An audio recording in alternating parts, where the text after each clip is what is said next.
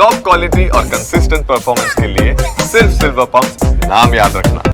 ભુવાનગરી વડોદરામાં 24 કલાકમાં 2 ભૂવા પડ્યા છે। નટુભાઈ સર્કલ નજીક પડેલા ભૂવામાં એક કાર ફસાઈ છે અને આ કાર ફસાતા તેને બહાર કાઢવા ક્રેનની મદદ લેવામાં આવી છે। તો બીજી તરફ સનફાર્મા રોડ પર પણ ભૂવો પડ્યો છે। ભૂવો પડતા વાહન ફસાયું અને વાહન પર સવાર લોકો પણ ગભરાયા છે। ભુવાનગરી વડોદરામાં પડેલા ભૂવામાં વાહનો ખાબકવાનો જે સિલસિલો છે તે યથાવત રહ્યો છે। મૂજ મહુડા પાસે ખાનગી બસ ભૂવામાં ફસાઈ। લક્ઝરી બસનું ટાયર જ ભૂવામાં ખપી જતા મુસાફરોને ભારે હાલાકી ભોગવવાનો વારો આવ્યો છે।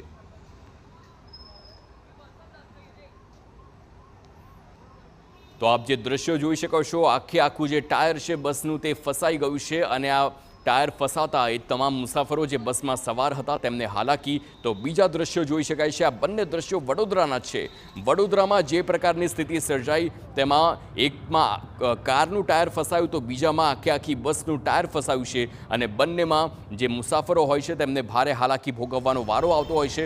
આપને જણાવી દઈએ કે 24 કલાકમાં જ 2 ભૂવા પડ્યા છે। અલગ અલગ વિસ્તારમાં વડોદરામાં ભૂવા પડ્યા છે એટલે કે હવે વડોદરા પણ ભૂવા નગરી તરીકે ઓળખાતી રહેશે।